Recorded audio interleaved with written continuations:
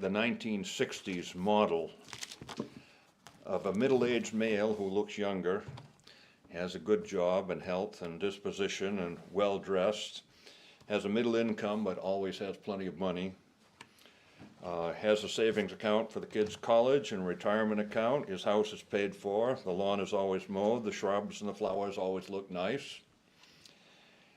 He's college educated with a great vocabulary, drives a late model car with no rust, no dents or dirt, holds 2 or 3 church offices, attends all the church meetings, gives 6 Bible studies a week, but always has time for his family. Always has the Sabbath school lesson prepared before church. He eats healthy food, exercises a half hour daily. His trim and attractive wife always has her clothes and hair just right. She's a full-time housekeeper, always has time for church activities. She welcomes him home every night with a kiss and a spotless house and a well-rounded meal which they eat together at the dining room table. They have 2.3 well-rounded children who never argue, soil their clothes, or embarrass their parents. And they attend SDA schools and they're straight-A students. Okay. The real Seventh-day Adventist, more likely, lives in a 1 or 2 room shack or apartment somewhere in Inter-America or Africa or Southeast Asia, is dark-skinned, speaks Spanish, Portuguese, Quran, or Urdu, has no driver's license, high school diploma, driver's license, or a flush toilet.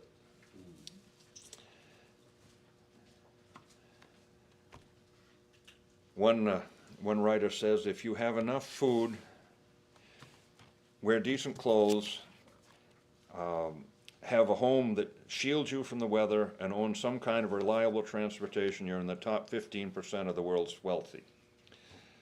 Add some savings and a hobby that requires investment.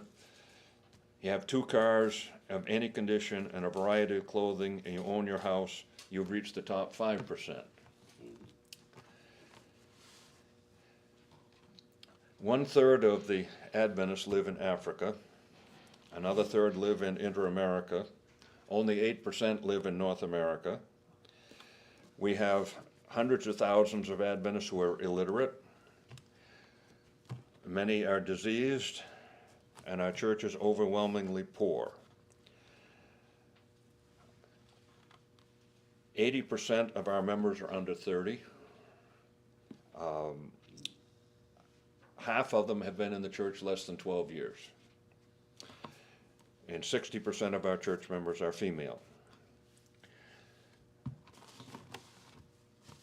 The Seventh-day Adventist Church is the 5th largest Christian denomination in the world. Maybe you didn't know that. Roman Catholics are number 1, Greek Orthodox is 2. The Episcopal and Anglican Church, which is figured as 1, is number 3. The Lutheran Church is number 4, and we are number 5 in number of members. There are more Baptists, but Baptists are not one unit. There's American Baptists, Southern Baptists, and a whole bunch of others. And yes, there are a number of different varieties of Baptists. Our largest college is Samyuk University. How many knew that? No? Samyuk University in Seoul, Korea, has our 5,500 to 6,000 students and another 3,000 elementary and high school students there. We have 17 colleges in Africa. We have over 100 colleges and universities, 17 of which are in Africa. The membership of the church, we have more Adventists in Rwanda than we do in North America, 1.2 million. There are 900,000 in the Philippines. If you look at the back of your Sabbath School Quarterly, at the bottom, the map on the back page shows the Southern African Division. There's 4 million Seventh-day Adventists in those 4 or 5 countries in the south part of Africa. The East Central African Division has 5.7 million. Brazil is the country with the most Adventists, at 1.7 million Adventists in Brazil.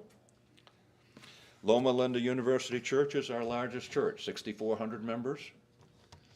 And if you live in the Loma Linda area, there are 25 or 30 other churches within a 15 or 20-minute drive, many of them of different languages and different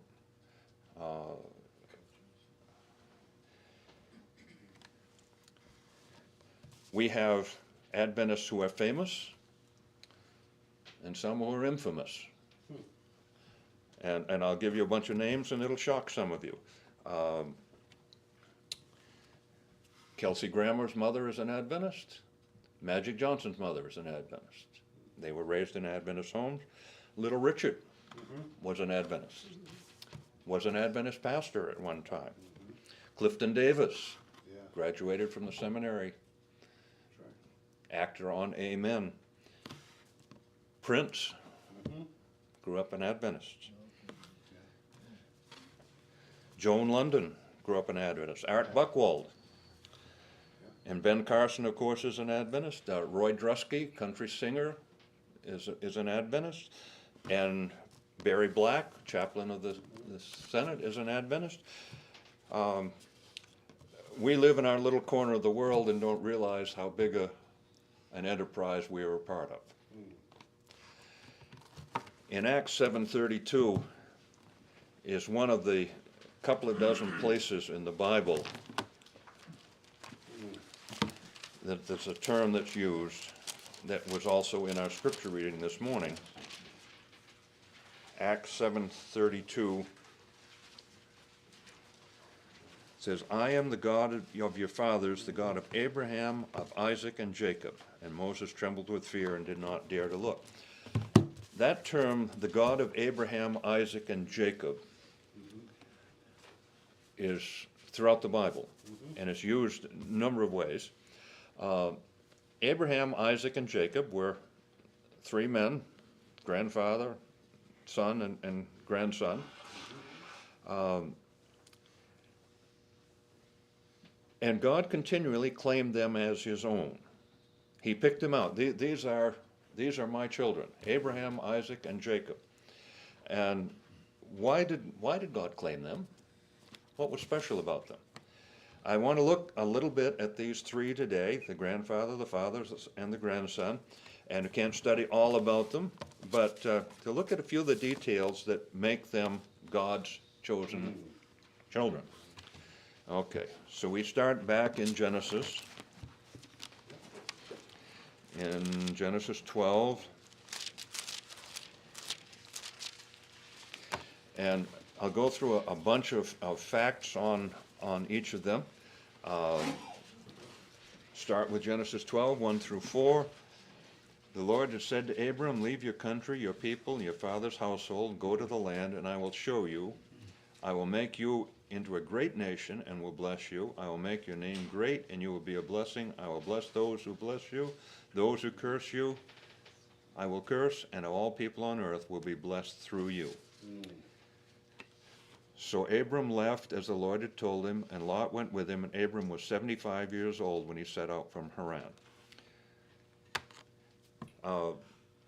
His original name was Abram, which means the father is exalted. It was later changed to Abraham.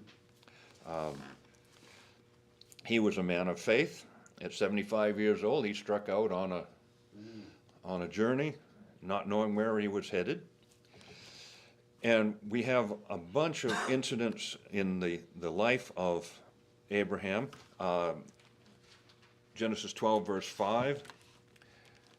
Says he took his wife Sarai, his nephew Lot, all the possessions they had accumulated and the people they had acquired in Haran, and set out for the land of Canaan, and they arrived there. He had a flock of animals and he had a flock of people. Don't know how many, but there were a lot of them. He was a man of faith. He set out at 75. He was wealthy.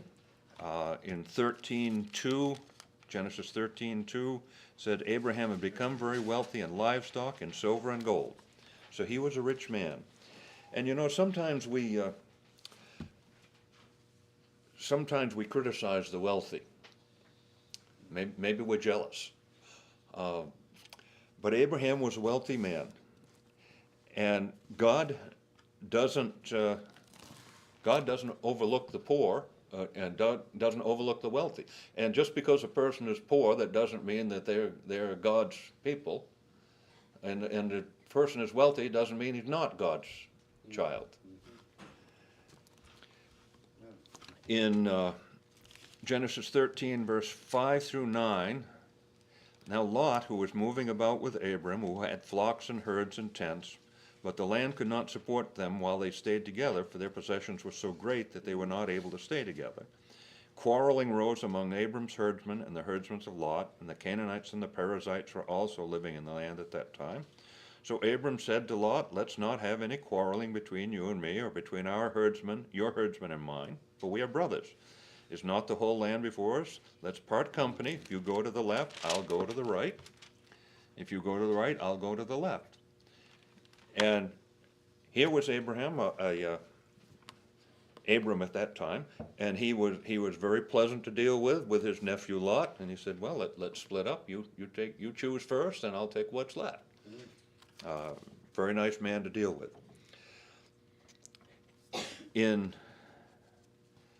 Let's see, skip through just a number of these details, effects. Genesis 14, verse 11 and 12. The four kings seized all the goods of Sodom and Gomorrah and all their food and went their way. They also carried off Abram's nephew Lot and his possessions, since he was living in Sodom. Well, we won't go into the wisdom of living in Sodom. That's another story for another day. But Lot got carried off, and Abram responded in chapter 14, verses 14 through 16. When Abram heard that his relative had been taken captive, he called out the 318 trained men born in his household and went to pursue as far as Dan. During the night, Abram divided his men to attack them and routed them, pursuing them as far as Hobah, north of Damascus. He recovered all the goods and brought back his relative Lot and possessions, together with the women and other people. He had 318 able-bodied men in his clan. Fairly large family.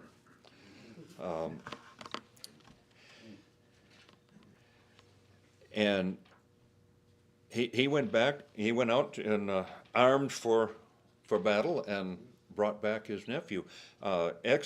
Ecclesiastes 3 verse 8 says there's a time for war and a time for peace, and there's probably a lesson in there, something about fighting and military duty, but I think I'd save that for a topic for another day also. He was a man of courage. Genesis 16 verse 15. Genesis 16 verse 15. So Hagar, his wife's servant, bore Abram a son. Abram gave him the name Ishmael. And Abram was 86 years old when Hagar bore him Ishmael. So he started a family at 86. He got courage. And he had Isaac when he was 99. Right. Okay. Each of his sons became let's put it this way. Abram became the father of 24 different nations. Because Ishmael had 12 sons, each became a nation, and then his grandson Jacob had 12 sons who became 12 different nations. He was a man of principle. Let's see, skip back a couple of verses, chapters, Genesis 14, verse 18 to 20. Genesis 14, verse 18 to 20, Melchizedek, king of Salem, brought out bread and wine. He was the priest of God Most High, and he blessed Abram, saying, Blessed be the Abram by God Most High, creator of heaven and earth. Blessed be her God Most High. Then Abram gave him a tenth of everything in verse 20. So Abram was a tithe payer. He was a businessman. skip to Genesis 21. As I say, I'm going to skip over a bunch of these, but little incidents in Abram's life that give you a snippet of what he was like. Genesis 21, verse 27 onward. Genesis 21, verse 27. Abraham brought, he's now Abraham. His name has been changed to Abraham. Abraham brought sheep and cattle, gave them to Abimelech, and the two men made a treaty. And Abraham set apart 7 ewe lambs from the flock. Abimelech asked Abraham, "What is the meaning of these 7 ewe lambs you have set apart by themselves?" He replied, "Accept these 7 lambs from my hand as a witness that I dug this well." So the place was called Beersheba because 2 men swore on that there. They made a treaty, and they had wells there, and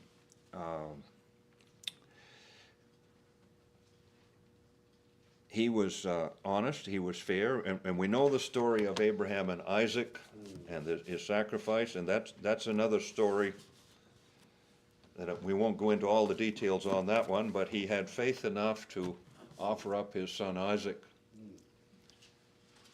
And God, it's a very strange story, an unusual story, but we know the result of it. Let's see, Genesis 23, verse 5.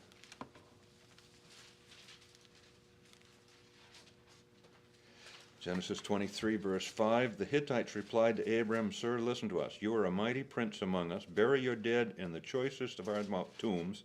None of us will refuse you his tomb for burying your dead." So Sarah had lived. She was 127 years old, and she'd died.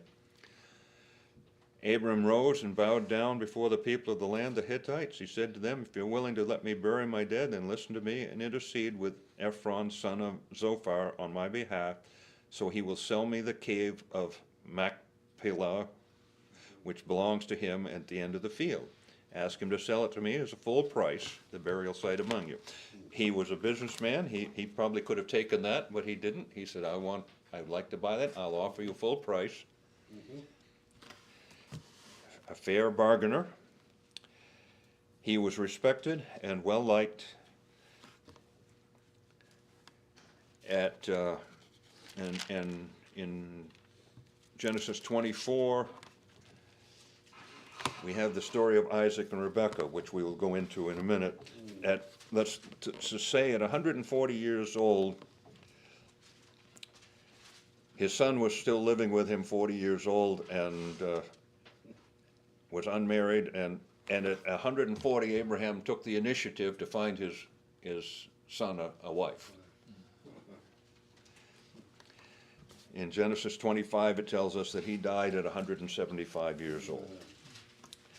Now, if you read Hebrews 11, verse 8 onward, it talks all about, we'll look at a little bit of that, maybe not all of it. Hebrews 11.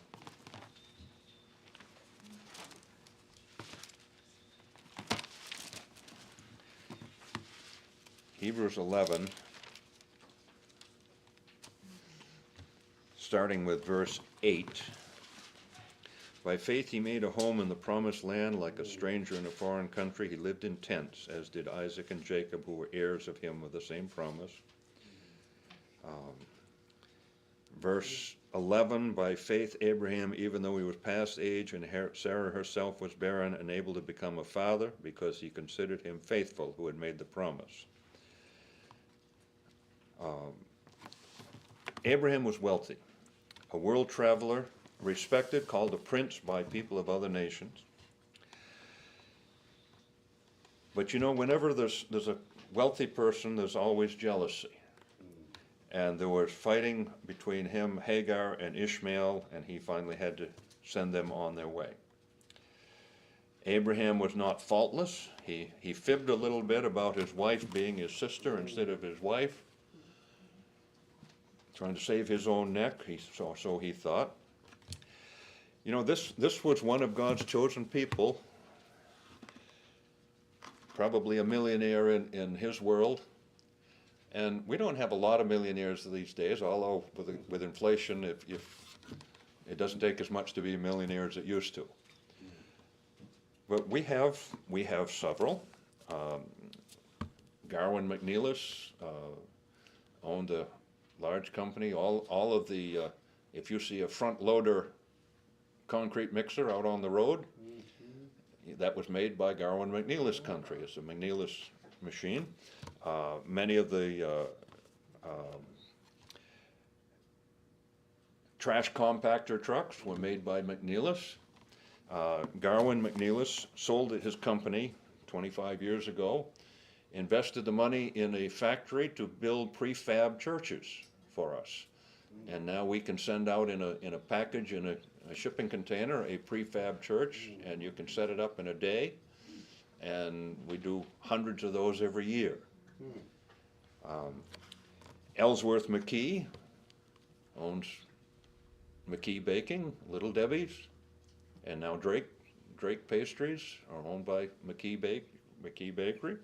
A very wealthy man and with many employees.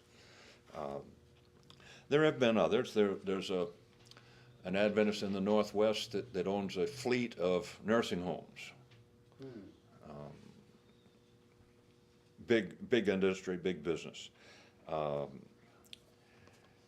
And we had Harris, Mr. Harris owned Harris Pine, who donated his whole company to the church years ago. Unfortunately, it didn't last long, but there are people like that out there. 40 some odd years ago, at camp meeting, there was a fellow who pulled in with a huge motorhome back in those days. You know, this is 40 years ago, and he had a $300,000 or $400,000 motorhome. Today they go up several times that. It had a satellite dish on it that would raise up so he could get his TV and everything with it. And he was 80 years old, come from Florida, had a vegetable farm in Florida.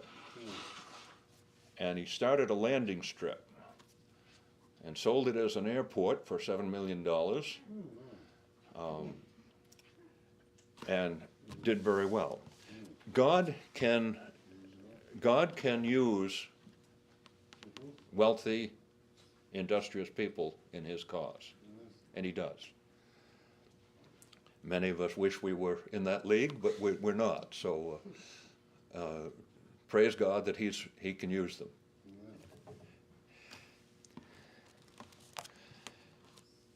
Move on to Isaac.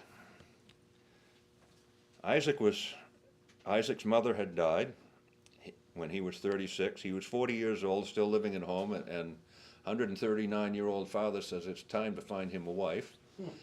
And he sets out, he chooses his servant, and he sends his servant out hunting for a bride for Isaac out among the family members.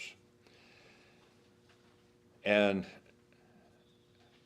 he finds Rebekah at the well, a sweet young thing at the well, and his servant says, "You'll do," and he puts the ring in her nose and the bracelets on her arm and declares that and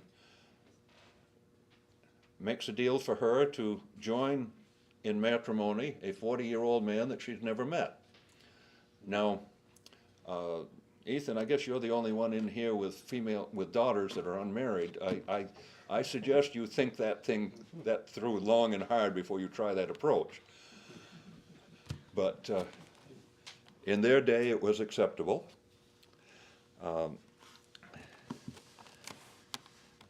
Isaac and Rebekah. Okay, and let's go to Genesis 25.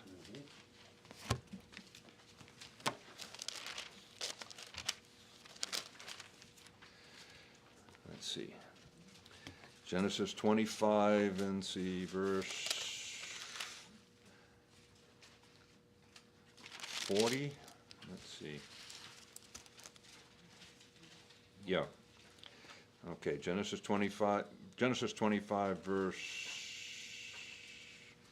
19, I guess. This is the account of Abram's son Isaac. Abram became the father of Isaac. Isaac was 40 years old when he married Rebekah, daughter of Bethuel, the sister of Laban the Aramean. Now,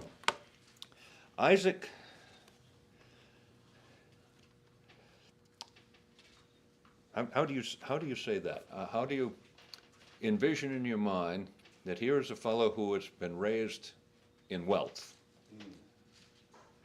He was a wealthy man. His father was wealthy,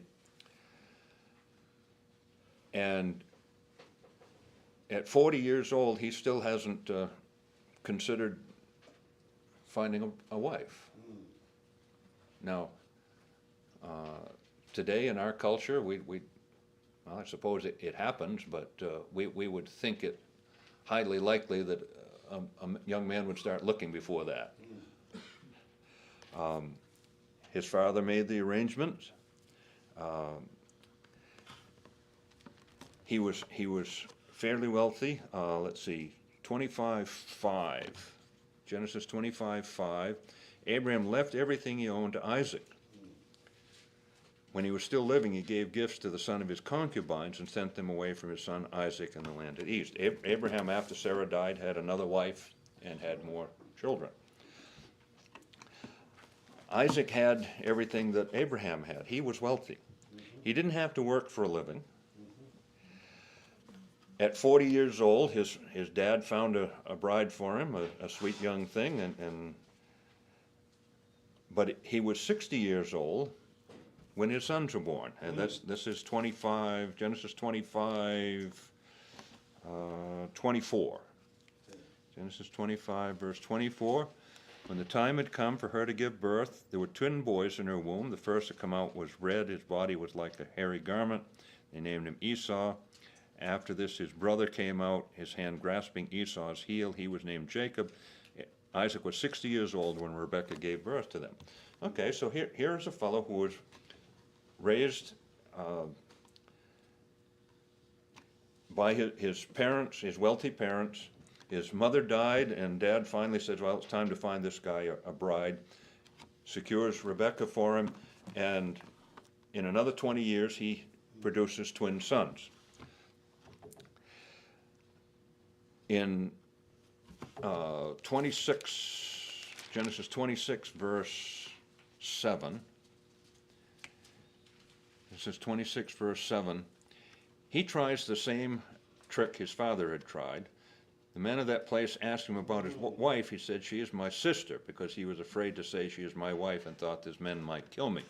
He tried that same scheme that Abraham tried to pass off his wife as his sister, trying to protect his skin. So he wasn't perfect either. In, let's see, 26, Genesis 26, verse 12. Genesis 26, verse 12.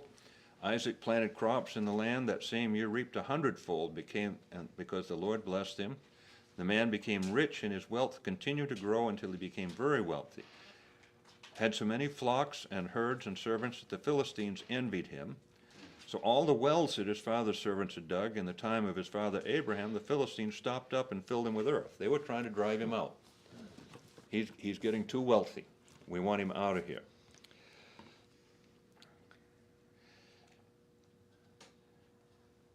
Then Abimelech said to Isaac, move away from us, you've become too powerful. So Isaac moved away from there and encamped in the valley of Gerar and settled there. Isaac reopened the wells that had been dug in the past of his father Abraham, which the Philistines had stopped up after Abraham died. Verse 19, Isaac's servants dug in the valley and discovered a well of fresh water there, but the herdsmen of Gerar quarreled with Isaac's herdsmen and said, the water is ours. So he named the well Esek, and because they disputed with him. Then they dug another well, but they quarreled over that one also, so he named it Sitnah and moved on from there and dug another well, and no one quarreled over it. Now, do you get the idea that Isaac might have been a little laid back? Right. He didn't put up a struggle. He didn't put up a fight with it. Now, he got pushed around a little bit on this well business. And he didn't fight with them. He said, okay, I'll move on. And they moved on 3 different times, dug these wells.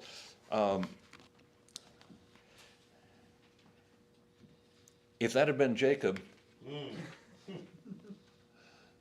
there'd been a different result. the story would have been different.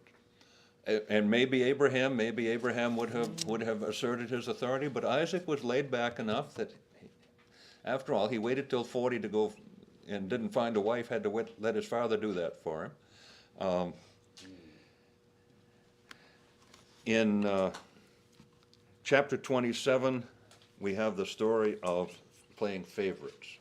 And Isaac had a problem. He favored Esau, and his wife favored Jacob. And that was a problem that troubled to the end. He was laid back and retiring in his personality, but he was a very wealthy man. And there were a lot of Isaacs around that can operate on the same schedule, the same scheme that Isaac operated. Jacob, his son. Now, this is a different story. Things change drastically here. Jacob grabs the heel coming out. He's struggling right from the get-go.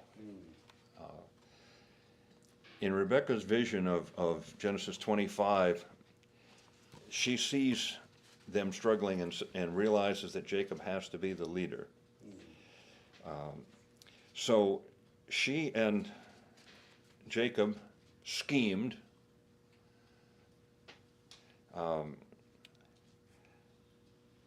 and made up this plot for him to fool his father. Isaac was in his old age and a little beyond all reasonableness sometimes. He was missing a few things, and they were able to trick him and think that he was blessing the other son when he wasn't. But Jacob had his good points and his bad points. In Genesis 28, he fled to his uncle Laban because of the dispute with his brother. He stayed there 20 years. In Genesis 28, verse 22, he tithed. And we also have his vision of the stairway to heaven. And Laban tricked him. We know that story. Now, realize that Laban and Rebekah were brother and sister. Is there a little bit of family? Rebekah was the one who made up the scheme to trick Isaac out of the birthright. Her brother Laban is the one who tricked Jacob and gave him the wrong bride. And Jacob says, "Oh, okay. If you're going to give me the wrong one, then I'm going to work another 7 years. I'm going to take the one I wanted anyway." Jacob was a wheeler dealer, and let's see. And then there was the deal of the sheep. We know that story in Genesis 30, where Laban's sheep and Jacob's sheep, and he made a deal that he was going to end up with the ones with the spots on them. Today we have Jacob's cattle beans, which are named from this story. And he made a deal to get all the sheep, and I don't understand all the genetics and the biology of exactly what went on there, but suffice it to say that Jacob came out on the top end. Now, in Genesis 30, verse 33, Genesis 30, verse 33 says, "My honesty will testify for me in the future whenever you check on the wages you have paid me. Any goat in my possession that is not speckled or spotted, or any lamb that is not dark colored will be considered stolen." So there was a feeling of distrust a little bit there between Laban and Jacob, his father-in-law. And in 31 verse 7, that carries on a little further. 31 verse 7, Your father has cheated me by charging me wages 10 times. However, God has not allowed him to harm me. So there was some animosity there. Laban was not above, I guess it's an oxymoron to say he was not above being underhanded, but he was.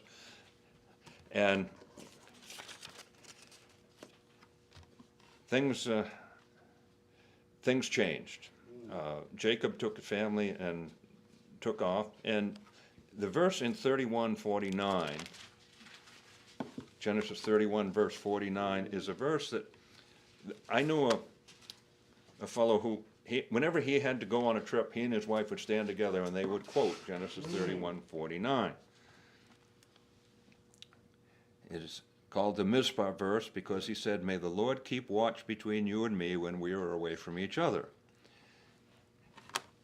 Okay, and that was a verse that they used as quoted the two of them together to say God will watch over us when we're apart. Which belies the intent of this, because in verse 50 it says, "If you mistreat my daughters or take my wives beside my daughters, even though there's no one with us, remember that God is a witness between you and me." This was not a verse of empathy for protecting each other. This was a verse of, God, you watch over him because I don't trust him.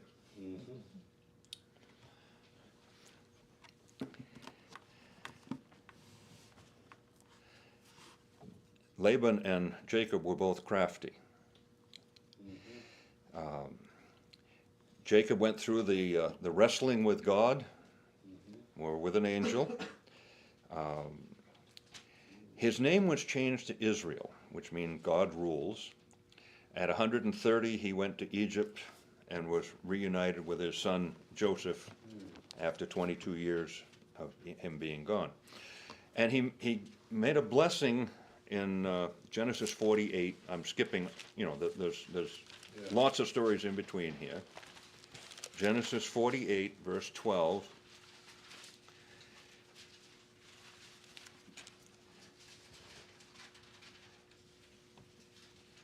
Genesis 48, verse 12, no, and verse 11. Now, Israel, this is Jacob, his name has been changed now to Israel. Israel says to Joseph, "I never expected to see your face again. Now God has allowed me to see your children too." Then Joseph removed them from Israel's knees, bowed down with his face to the ground. Joseph took both of them, Ephraim on his right toward Israel's left hand, and Manasseh on his left hand toward Israel's right hand, brought them close to him. But Israel reached out his right hand and put it on Ephraim's head, although he was younger, and crossed his arms and put his left hand on Manasseh's head, even though Manasseh was the firstborn. Here is another instance where he was a little bit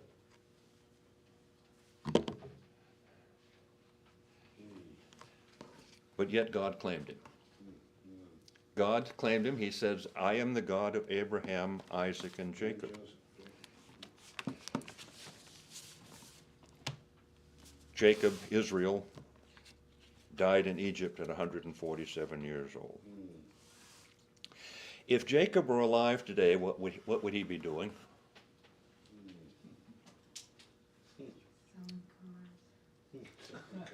What was? Selling cars. You a car dealer? Yes.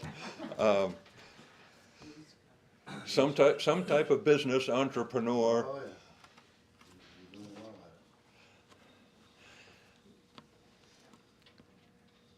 it. Even though his name was changed, he still goes by Jacob.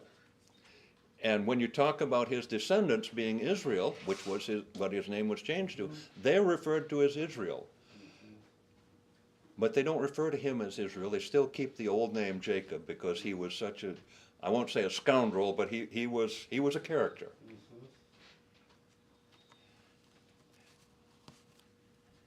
But one of God's characters. Abraham was a wealthy statesman, a man of faith. Isaac was kind of wealthy, but he was laid back. And Jacob was a Sharpie. He was a character. Now, I'll tell you a story that'll shock some of you. Many years ago, in a town where there is an Adventist school of higher learning of good size. The school owns a shopping center, shopping plaza, that is part of the university. It has a large grocery store that has the most delightful bakery. And they have ethnic foods of all kinds to the nth degree, beyond anything you're going to find anywhere else, because it's an institution for people from all over the world. And they own this shopping plaza in the middle of town. And in this said town, there was an individual of another denomination who didn't like Seventh-day Adventists. And he made a statement. He said, I'm going to buy this field up the road, and I'm going to build my own shopping center, and I'm going to run them out of business.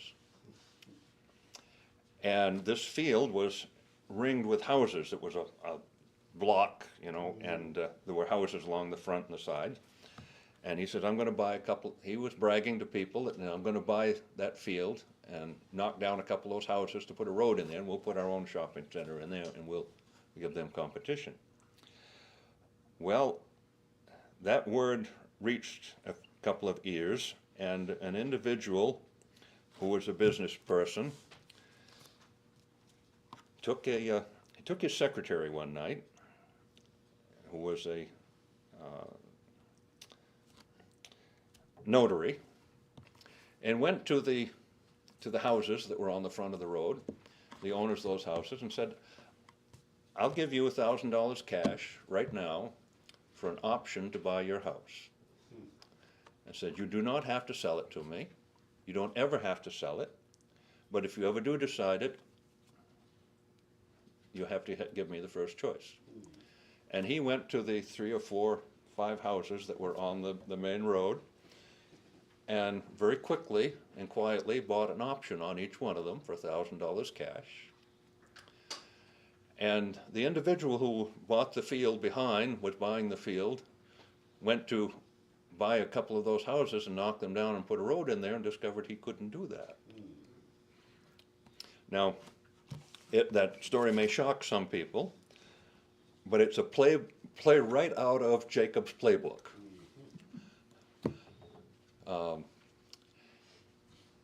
The point is that we are such a diverse group of people, and we don't understand. We live in a very small community of Adventism.